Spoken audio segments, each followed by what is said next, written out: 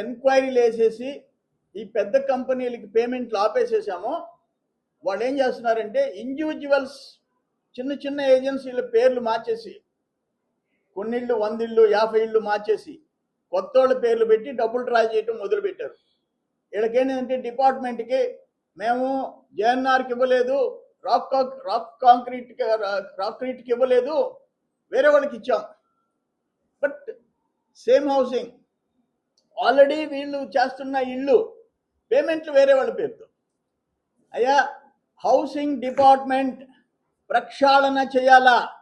నేను రాష్ట్ర ముఖ్యమంత్రి మా కూటమి నాయకులు మొత్తం అందరినీ నేను అడుగుతుండా, మీకు ఈరోజు ఒక లెటర్ పెడుతుండా, ముఖ్యమంత్రి గారికి ఈరోజు ఒక లెటరు. మీరు నేను అడగంగానే విజిలెన్స్ ఎంక్వైరీ చేశారు.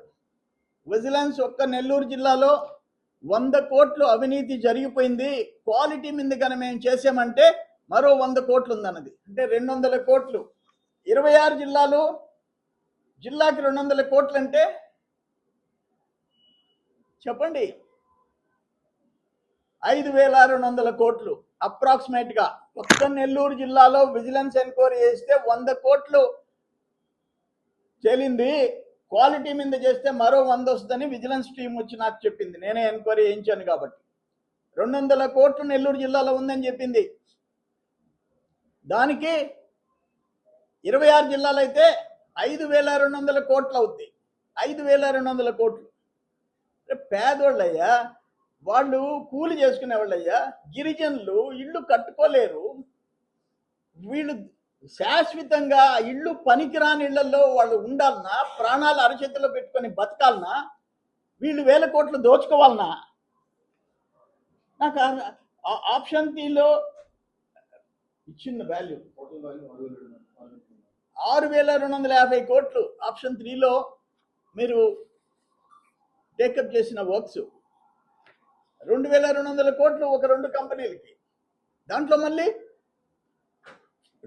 ఇంకొక ఇదేంటంటే ఈ హౌసింగ్ దీంట్లో రాని లెక్కల్లో మట్టి తోలినట్టు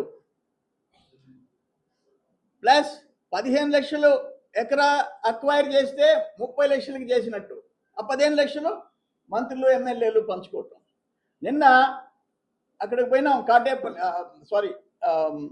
ముత్తుకూరు పంచాయతీలో పోతే ఒక ఆంధ్రజ్యోతి పేపర్లో ఫ్రంట్ పేజీలో వచ్చింది, ఒక ఎంపీపీ భర్తకి 20 లక్షలు పే చేశారని, 19 లక్షల చిల్లర.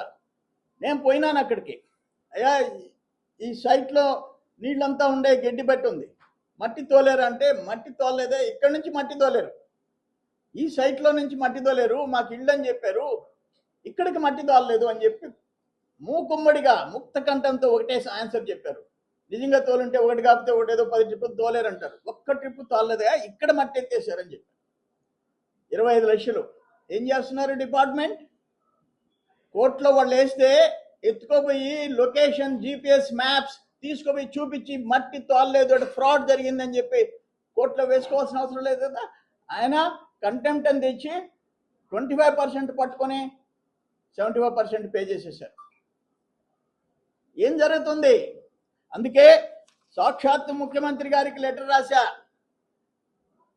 ముఖ్యమంత్రి గారు పేదోళ్ళు, గిరిజనులు, ఎస్సీలు, మెజారిటీ గిరిజనులు, 20% ఎస్సీలు, థర్డ్ ఆప్షన్లో ఇల్లు కట్టుకోలేని వాళ్ళు, వాళ్ళకి జరిగిన భారీ దోపిడీ. నేనేమంటానంటే, ఇప్పుడు ఎగ్జాంపుల్ సర్వేపల్లిలో కాలువల పూడికి తీతలో 5 ఏళ్లలో బకెట్ పెట్టకుండా, కొడవలి లేకుండా, పార లేకుండా 150 కోట్లు తిన్నారు.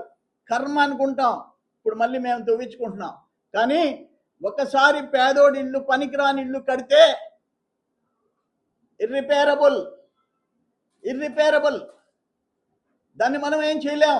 వాళ్ళ బతుకులు ఏ రోజు పైన కూలుతుందో, ఏ రోజు ఆ బిడ్డలు ప్రాణాలు పోతాయో తెలియని పరిస్థితి.